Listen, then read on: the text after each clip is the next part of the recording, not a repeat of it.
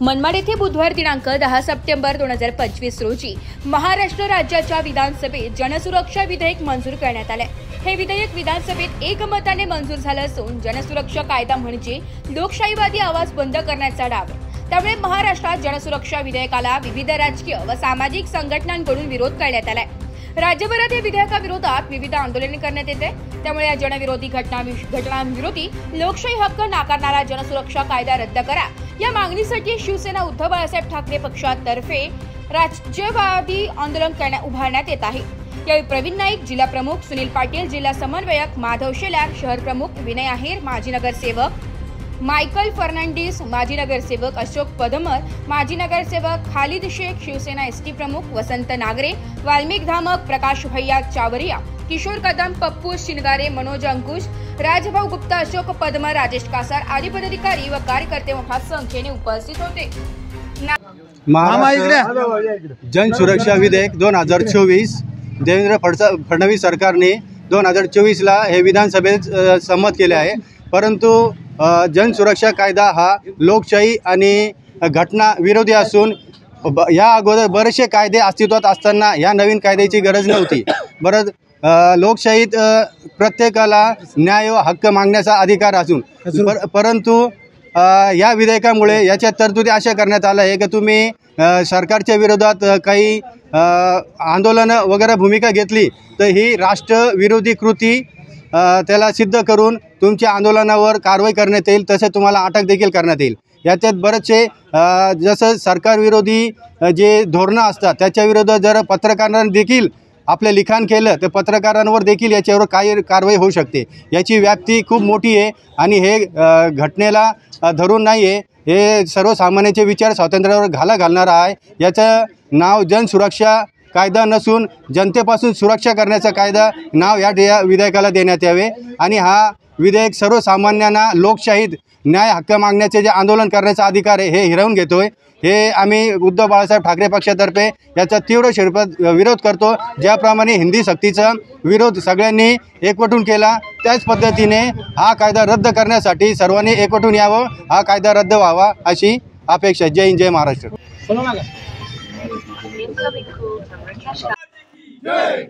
उद्धव साहब आगे बढ़ो, हम तुम्हारे साथ हैं। आदित्य साहब आगे बढ़ो, हम तुम्हारे साथ हैं। जन सुरक्षा कायदा रद्द झाला पाहिजे, जन सुरक्षा कायदा रद्द झाला पाहिजे, जन सुरक्षा कायदा रद्द। जन सुरक्षा कायदा रद्द करण्यासाठी उद्धव साहेबांनी पूर्ण महाराष्ट्रात जागोजागी शिवसेनेचे कायदा रद्द करण्यासाठी मेळावा घेतला आहे आंदोलन। आज नवनिर्माण सेना महाराष्ट्र आणि शिवसेनाच्या वतीने होता का फक्त शिवसेना उद्धव बाळासाहेब ठाकरे। आज महाराष्ट्रामध्ये ठिकठिकाणी बघितलं आपण न्यूजवरती का महाराष्ट्र नवनिर्माण सेना आणि शिवसेना एकत्रितपणे लढा देणार होते आज आंदोलनामध्ये। तर आज या ठिकाणी महाराष्ट्र नवनिर्माण सेनेचे कार्यकर्ते आहेत का? आम्हाला आदेशाला आमचे शिवसैनिक सगळे आले, महाराष्ट्र नवनिर्माण सेनेचे नाही आले। तर आपलं जन सुरक्षाबद्दल कायद्याबद्दल काय म्हणणं आहे? रद्द झाला पाहिजे। सर आपलं नाव? माधव सूर्यवंश शेलार, शिवसेनेत काय पद आहे? शिवसेना शहर प्रमुख मनमाड।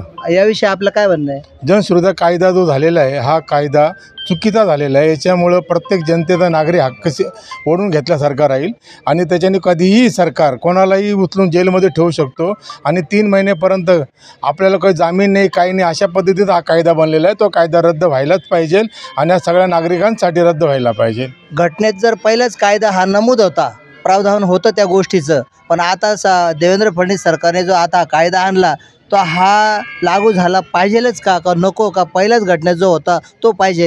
हा जो कायदा आता बनवलेला हा हुकुमशाहीसारखा कायदा आहे। घटनेत जो पहिला कायदा होता तोच कायदा आपल्याला पाहिजे आणि त्याच कायद्याची अंमलबजावणी करायला पाहिजे। हा नवीन कायदा रद्द झाला पाहिजे।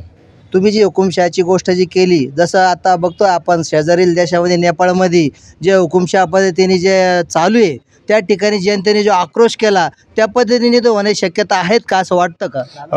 असे प्रकारचे कायदे बनवले ते जन आक्रोश होणारच आहे आणि जन सुरक्षा कायद्याच्या नुसार हे घटना घडणारच आहे। त्याने घडावं म्हणून आपण आंदोलन करून शासनाच्या व आपल्या जनतेचे निर्देश आणून देतो का चुकीचे काम करता सरकार, या सरकारला कुठंतरी या गोष्टीची सूचना आपण द्यावा म्हणून आपण विरोधकाचं काम आम्ही परफेक्टपणे आणि पूर्णपणे करतोय। कायदे पहिलेच बनवलेले असताना सुद्धा सरकार रोज नवीन कायदे काढते, याविषयी काय? सरकारने खूप भ्रष्टाचार केलेला आहे. भ्रष्टाचारामुळे सरकार घाबरून गेलेलं आहे. त्याच्यामुळे नवीन नवीन कायदे करून जनतेला आणि विरोधी पक्षाला कसं दाबण्याचा आणि कोणत्यात आणण्याचा प्रयत्न होईल त्या हिशोबाने ते प्रयत्न करतायत. आज आंदोलकांनी आपल्याला नाशिक लोकशाही न्यूजला जी न्यूज दिलेली आहे त्या नाशिक लोकशाही न्यूजसाठी उपसंपादक अविनाश मगर, मनमाड.